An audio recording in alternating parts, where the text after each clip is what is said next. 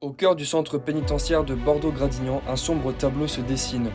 Cette enquête a pour but de révéler une crise de vocation inquiétante, puisque les conditions de travail des surveillants sont devenues insupportables avec une surpopulation carcérale pouvant atteindre les 234%. Un établissement vétuste et une pression hiérarchique est devenue étouffante. Les défis du quotidien incluent la gestion de la violence, des agressions entre détenus, des automutilations et la présence de détenus sous substances illicites. Les trafics de drogue et de téléphones prospèrent en raison du sous-effectif, conduisant même certains surveillants à être impliqués. Les taux de suicide parmi les surveillants dépassent la moyenne nationale, alimentant une spirale de dépression, d'alcoolisme et de violence domestique.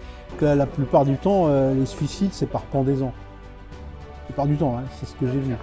Mais c'est quand ils se coupent les veines que c'est un peu plus impressionnant. Bien sûr, il y a des collègues qui sont suicidés dans le Mirador avec l'arme de service. C'est un fusil l'emporté. Oui, je vois. Voilà, donc ils se suicident avec ça.